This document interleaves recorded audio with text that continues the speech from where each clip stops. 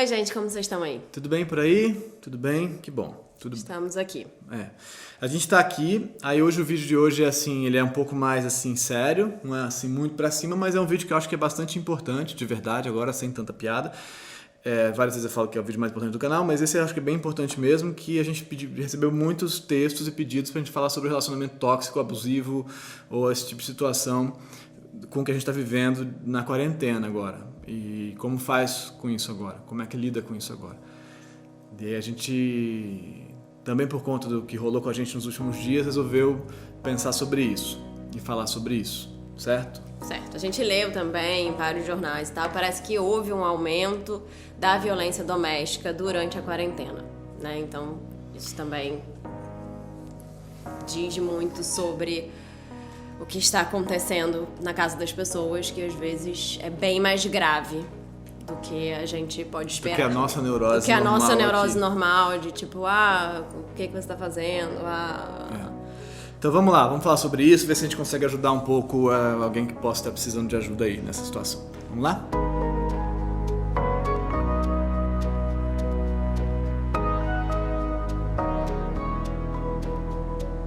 Então é o seguinte, quer começar? Quer que eu começo?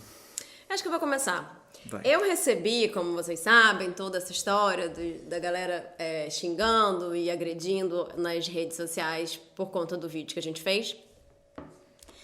E muitas dessas agressões eram completamente sexistas e machistas e terríveis. E voltadas a mim numa agressividade contra a figura feminina. Não era... Se o Emanuel tivesse feito aquela fala do vídeo, as agressões não poderiam ser nesse sentido. Então ninguém poderia chamar ele... Eu posso falar essas coisas? Melhor não. Mas é assim, imagina todos aqueles nomes que Todos você... aquelas...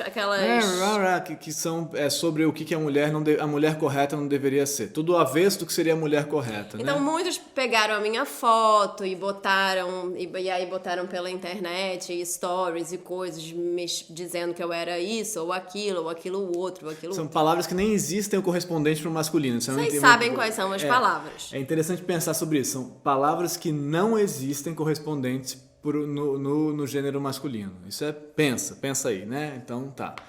E aí a gente começou a perceber que não existia só uma indignação pelo fato de eu ter falado mal do nosso respectivo presidente. Existia uma indignação pelo fato de eu ter falado.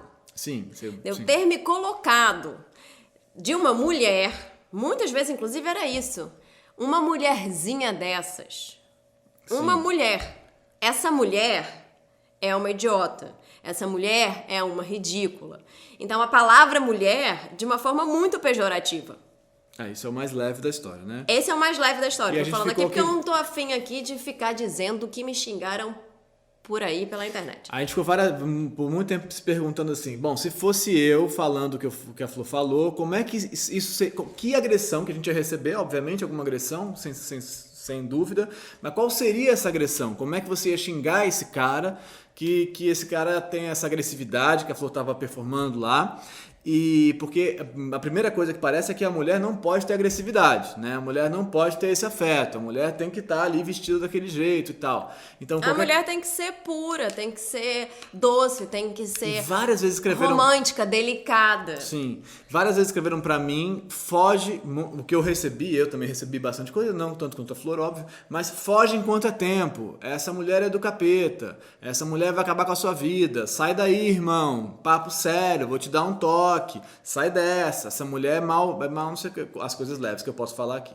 Então o fato de eu ter demonstrado agressividade, indignação, raiva e tudo isso ter saído da boca de uma mulher pelo que parece, indignou muito as pessoas. Então, a gente tem como cenário básico essa figura da mulher que é um problema para os homens, né? É claro que quando a gente está falando de relacionamento tóxico, abusivo, o que quer que seja, a gente não está só falando de homens em relação a mulheres. Mas no Brasil, é um país que, né, o feminicídio 7 em cada 10 acontecem dentro de casa, então a gente tem que pensar que a gente está falando especialmente de homens em relação a mulheres. Não só, a gente está falando de relações, vai falar nesse vídeo de relações tóxicas de outras ordens, mulher com mulher, homem com homem, pai com filho filho com pai, filho com a avó, neto com a avó, tudo isso cabe. Mães que têm relacionamentos tóxicos com filhos, filhas. Com as mães e tal, e por aí segue. Então isso se desdobra de muitas maneiras. Mas o centro da história aqui tem a ver com esse problema do feminino. Então, o feminino é uma ameaça, a gente já falou disso aqui várias vezes. O feminino é um problema, né? Por que ele é um problema? Porque ele ameaça tanto. A raiva do feminino, né? E aí você pensa que esses caras que falaram essas coisas pra Flor, esses caras se relacionam com mulheres. Esses camaradas que têm tanta raiva da figura feminina, eles são pessoas heterossexuais e que namoram e são casados com mulheres. E aí você pensa, como é que uma mulher casada com esse sujeito se expressa dentro de casa? Não se expressa. Ela não se expressa. Claro que várias das agressões vieram de mulheres também, falando uma mulher não pode fazer isso. Mas se essa mulher casada com esse sujeito resolve ter algum desvio de comportamento na vida dela... Não desvio, né? Desvio foi se entre ela aspas. resolve se colocar... sim. Desvio, assim, dentro da norma. Da normalidade. Do que seria a normatização, do que seria o correto para... Estou sendo irônico. O correto para a mulher, tá? Mas vocês estão entendendo. Eu espero que vocês estão entendendo. Então, quando tem algum desvio dessa norma, essa mulher, esse desvio não é aceito. Dessa correção, daquilo que a mulher deveria performar. Da mulher correta, da mulher bem comportada, nesse sentido, da mulher e tal. Então, esse desvio não é aceito e ele vai ser punido, né? Ele vai ser punido. E aí isso vai se desdobrar em muitas coisas, né? Então ele vai ser punido e aí a gente tem uma situação que em geral a pessoa pode fugir dali, ela pode sair dali, ela pode ir para casa de uma irmã, de uma amiga ou de uma coisa desse tipo, ela pode ir na delegacia fazer uma queixa e tal. Nessa situação que a gente está vivendo, a gente não pode. Então a gente tem já, você pode pesquisar aí um aumento das queixas pelo telefone, é 180 o telefone, né? Eu acho, não sei, mas eu vou Não, parece inclusive que agora é em São Paulo, não sei como é que tá no resto do país, nos outros estados, mas em São Paulo o Dória falou... Não estou falando bem do Dória aqui, estou apenas dizendo um fato que aconteceu, está no jornal. Agora nos grupos de WhatsApp da galera do Bolsonaro é maravilhoso, porque tem gente dizendo que o Dória é comunista agora. O Dória é comunista, é assim genial. Gente, é maravilhoso. Genial. O Dória agora virou um comunistaço. Mas isso aqui é uma cena, percebe? Quando eu falo com essa voz, significa personagem. Eu, normal, sou essa pessoa aqui. A gente podia fazer uma coisa, amor, de botar assim, cena, botar tipo uma mudança na textura da imagem. Não vamos fazer. Não, isso a gente não vai fazer. Eu vou, a partir de agora, sempre que eu estiver dando aquela zoada, eu vou dizer. Isso foi uma ceninha, pessoal. Mas tudo bem. Aí... o que acontece? Parece que o querido comunista Dória, ele liberou que as queixas de violência doméstica fossem feitas pela internet. Então, parece que agora a polícia está, não sei como, não, né, tem uma matéria que saiu, é uma coisa bem recente, parece que ele falou isso na sexta-feira, dia 3, e que essas denúncias podem ser feitas pela internet e você não precisa mais passar pelo exame onde você mostra coisas que você pode fotografar e pode filmar as agressões, enfim. Corpo delito, né? Bom, então, isso é um lado da história e tal, como é que a gente faz com isso, e é uma situação delicada, e agora é um momento difícil de pensar em, por exemplo, se separar. Parece, inclusive, que na China, a gente tem um aumento muito grande dos divórcios depois da período de confinamento, isolamento. É bom para pensar também, né? Também sobre o vídeo de ontem tem a ver com isso, sobre como essa convivência intensa gera ruídos e coisas e problemas e tal, mas as pessoas resolvem se separar depois, e a gente teria que analisar cada caso para entender. Então, mas agora eu queria falar uma coisa aqui que considerando que o serviço que a gente pode prestar nessa história é falar... Se você tá aí passando por isso, tá num casamento ou numa relação com a sua mãe ou com seu pai ou com seu irmão, que é uma relação que tá te prejudicando, que tá te deixando mal, que você tá ficando triste, que você tá sem conseguir se relacionar com essa pessoa direito, ou que você tá sendo muito agredido, enfim, se você tá nessa situação... Então, aí lá vou eu pra psicanálise. Nesse momento, você que não gosta da psicanálise, pode acelerar o vídeo, vai durar só uns 30 minutos que eu vou falar. Então é o seguinte, falei nesses dias já, ou nos últimos dias, sobre o conceito de identificação projetiva, que é um negócio que eu estou adorando estudar e que me ajuda muito no meu atendimento de autoescrita com muita gente, porque é uma situação que se repete de muitas maneiras na vida das pessoas e realmente acho que pode ajudar. Vamos lá. O conceito de identificação projetiva foi pensado a princípio pela Melanie Klein, que é uma psicanalista, depois o Bion, que é um outro camarada psicanalista, desenvolveu e tal, mas ele foi se desenvolvendo ao longo desses últimos anos, pós-Freud, depois do Freud. Então hoje eu não vou falar, acho, do Freud. Ah, foi a Melanie Klein? Eu achei que tivesse sido Freud. Não. O Freud falou de projeção como mecanismo. Ela falou da identificação projetiva. O que é identificação projetiva? É um desdobramento da projeção. O sujeito projeta, a Flor, por exemplo, projeta em mim uma situação, ou eu projeto nela, para ficar no exemplo do macho aqui, eu projeto nela uma agressividade que eu não aceito em mim. Não, então, o que você projeta em mim, de verdade? Eu acho que a gente faz pouco isso, mas, por exemplo, eu projeto em você, às vezes, um julgamento, um tipo de julgamento e de crítica que, na verdade, sou eu que tenho. Aí eu jogo em você. Eu falo que você é muito crítica, que você é muito dura, que você é muito agressiva, que você é muito...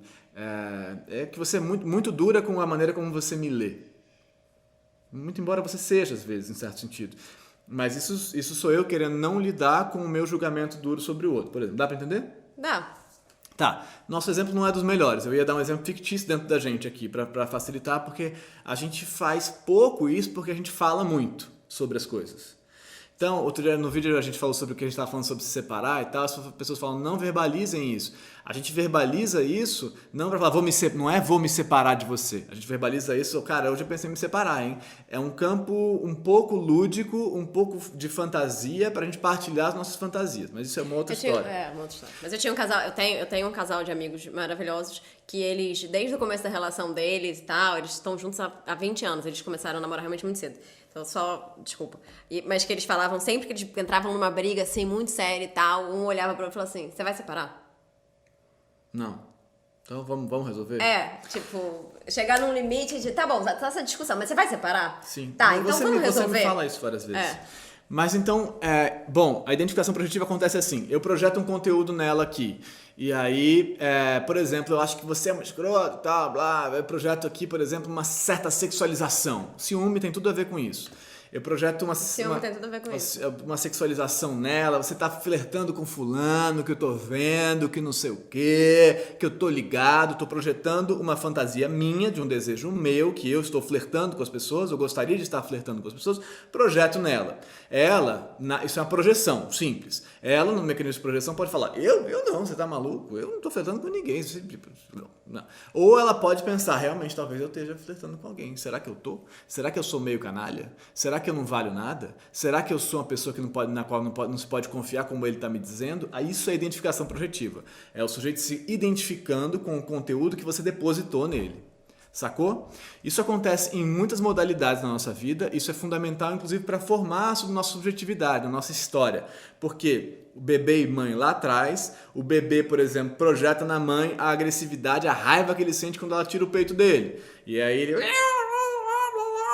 Raiva. Ou quando o Martim fala pra você, eu te odeio. Tá, mas vou voltar aqui no bebê porque é a base da história. O bebê projeta na mãe. Você, o bebê, ou eu te odeio, pode ser. A criança projeta na mãe ou eu te odeio. Nesse momento, a mãe pode pegar isso pra ela e pensar, putz, eu sou uma péssima mãe.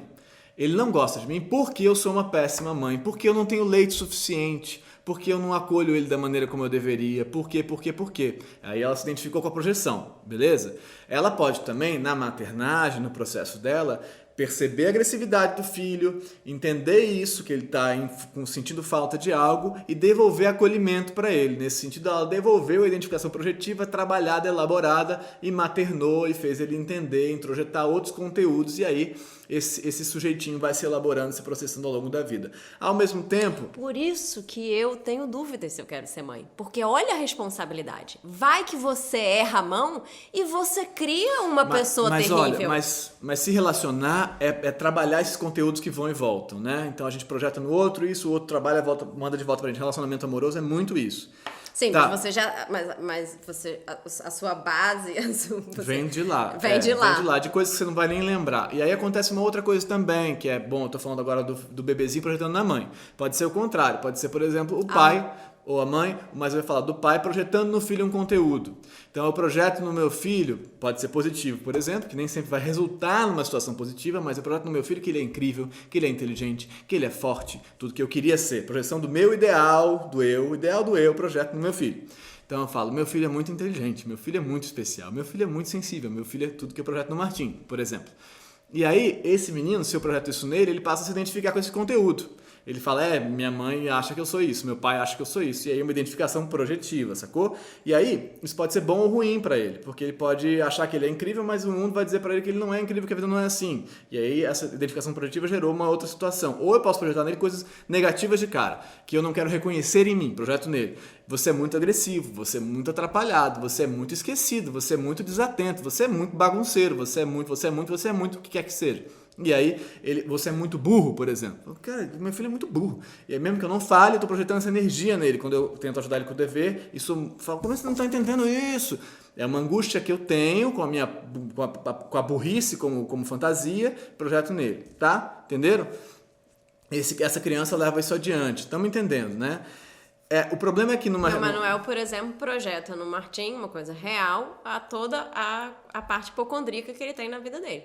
Então o Martim vem com qualquer coisa, tipo assim, ai pai, tá ardendo aqui. Ele fala, tá ardendo? Dos dois lados? Fotos, não precisa fotos. Vamos tirar fotos, vamos tirar fotos. Mandar pro médico, entendeu? Aí eu tenho que falar em inglês. Não faça isso com a criança. Não projete na criança a sua neurose maluca de que tudo é uma questão. Então. Inclusive, o exame do Covid-19 deu o quê, pessoal? O que ele deu? Não, ele deu o quê? Ele deu incerto. Deu negativo, Deu incerto. pessoal. Esse exame é muito novo. Porque a pessoa... Esse exame é muito novo. Os parâmetros estão sendo analisados. Isso é sério. Os parâmetros estão sendo analisados. Não se engana. Mas vamos nos concentrar. Agora você não quer falar sobre o fato de ter dado negativo o seu exame. Vamos concentrar. Depois de 2 semanas da pessoa As pessoas estão precisando da nossa ajuda, amor, não é sobre isso. Desculpa, mas eu só tô querendo aqui mostrar para as pessoas que eu tenho razão. Quando eu digo que você você... tem razão. Sempre Deixa eu projeta... só continuar no relacionamento amoroso. Bom, aí então, Desculpa, gente. Na situação, por exemplo, mãe, filha, filho, mãe, pai e tal, isso fica claro, né? Que conteúdo que é projetado no outro e que tantas vezes você se identifica com esse conteúdo que esse outro jogou em você. Então você é burra, você é sei lá o que e tal. E aí você carrega isso, você começa a acreditar que você é de fato e começa a atuar assim a sua vida. Num relacionamento amoroso, por que você fica ali dentro? Por que você não sai? Por que você não consegue sair? Às vezes você não consegue sair mesmo, mas não é disso que eu tô falando. Às vezes você tá realmente amarrada, mas porque você passa a acreditar naquilo que está sendo jogado em você. E você passa a se perguntar, talvez ele tenha razão, talvez eu realmente seja tudo isso. E aí fica muito difícil de sair.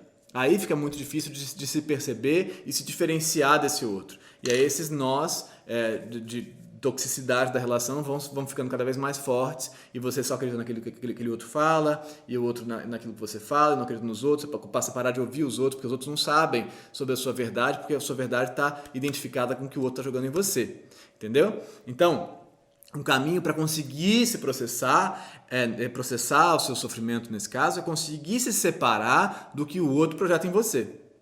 É trabalhoso, não é simples, mas é possível. Se separar do que o outro está projetando em você. E perceber o que você projeta no outro. Para os dois lados, né? Então, perceber o que você joga no outro, que não é do outro, que é seu. E perceber o que você recebe do outro que está jogando em você, que não é seu, é do outro. Saca? Então, talvez agora não dê para sair de casa, mas dá para diferenciar, fazer uma diferenciação entre você e o outro. Dá para não pegar isso para você. Dá para não pegar isso para você. Isso não quer dizer, porque se o outro projeta e você não tem essa identificação, você não adota isso para você, você não introjeta isso no seu funcionamento, no seu sistema, e isso segue mais fácil. Isso não quer dizer que você não tenha defeitos, isso não quer dizer que você não tenha problemas, isso não quer dizer que você não tenha agressividade, tudo isso que você tem. Não é isso. Não quer dizer que você seja puro e maravilhoso e tudo é jogado vem do outro. Não é isso. Você é um sujeito com muitas coisas. Mas você talvez não seja isso que estão te dizendo que você é. Né? E o outro talvez não seja isso que está dizendo para ele que ele é. Entendeu? Então vamos aprender a diferenciar essas instâncias do que é jogado na gente, mas também percebendo que a gente tem sim defeitos. A gente tem sim defeitos nesse sentido, problemas, sombras, Questões, coisas todo ambivalentes, mundo tem. agressividades e questões. Então, Sentimentos ambivalentes, sim, enfim. e tudo isso que a gente tem. Por exemplo, a gente sim deseja outras pessoas, mas isso não quer dizer que você seja uma pessoa muito canalha, cretina e tal por isso. Entendeu? Então, como é que você vai diferenciando isso? E aí, aos poucos, talvez, você consiga construir um espaço de entendimento da sua própria subjetividade, de quem você é, dos seus desejos, das suas coisas, para você conseguir, talvez, sair sem achar que você não poderia ter saído, entendeu? Sem achar que você está fazendo uma grande falha, uma coisa terrível com aquele outro, sem achar que você não tem condição de sair, porque você, então, passou a achar que tudo que existe em você está identificado com aquele outro. E isso, muitas vezes, em relacionamentos abusivos lá na frente, tem a ver com essa base da história, mãe, bebê, pai, filho e tal, lá atrás. Por isso que a gente fala, então se você foi abusada pelo seu pai, porque não teve um relacionamento abusivo com seu pai ou sua mãe, você vai repetir isso assim. Não é assim tão simples. Não é preto no branco, logo sei, somente sei, logo então. Não é assim. Mas a gente tende a, vendo relacionamentos abusivos acontecendo aqui, poder retornar para trás e olhar e falar, mas me conta como é que foi, e perceber por que essa pessoa se sujeita a isso, por que ela não consegue sair, por que ela assume para ela coisas que não são dela. Bom, então acho que eu consegui ajudar um pouco. Sim, né? Eu acho que você falou coisas muito importantes. Claro que eu acho que é importante colocar que acho que a gente poderia dizer que tem vários níveis de relacionamento abusivo, né? Totalmente. Se você tá num relacionamento super agressivo, se você tá apanhando, se você tá sofrendo uma violência muito grave, né? A pessoa não tá só projetando em você Bom, ela continua projetando em você a agressividade dela, mas ela passou de um limite. Não, mas é porque ela tá dizendo que você mereceu aquilo. E você tá acreditando que você mereceu. E você tá acreditando que você mereceu. Sim, mas... né? Existe um limite da conversa. Existe um limite, claro, até onde você pode conversar e falar, olha, eu não vou tomar isso pra mim.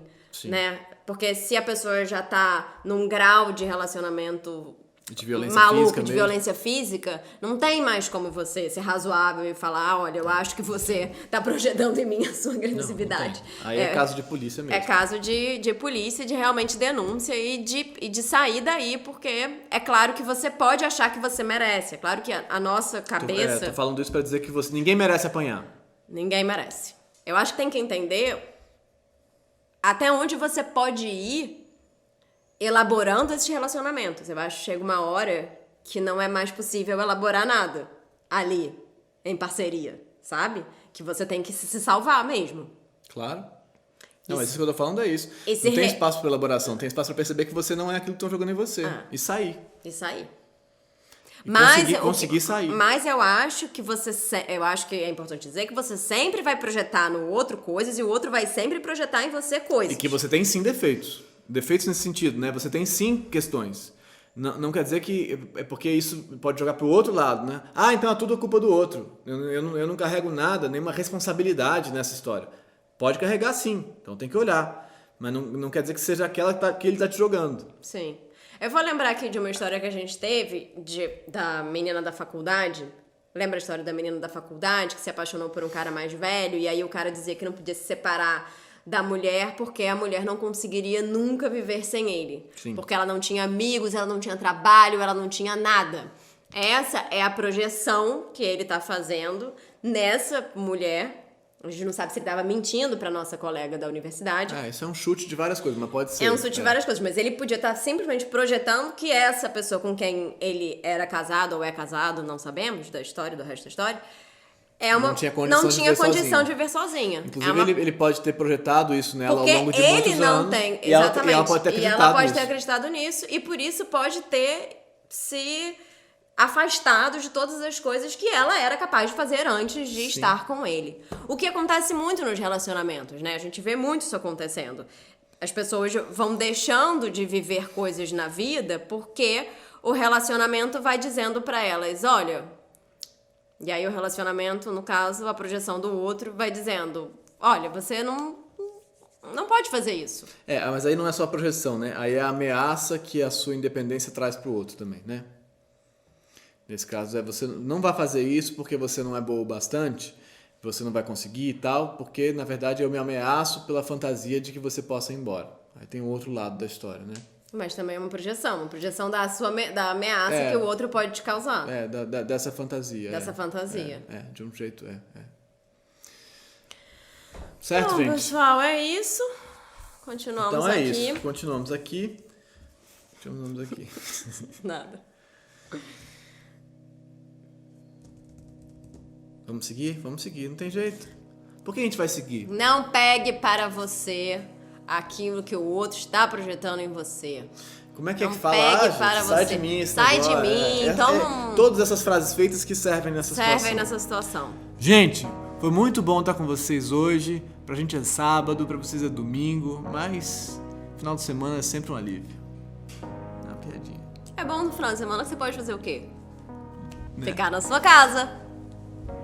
Bem legal, não é mesmo? Vamos nessa. Lembrando que eu sou uma moça muito fofa e romântica e boa.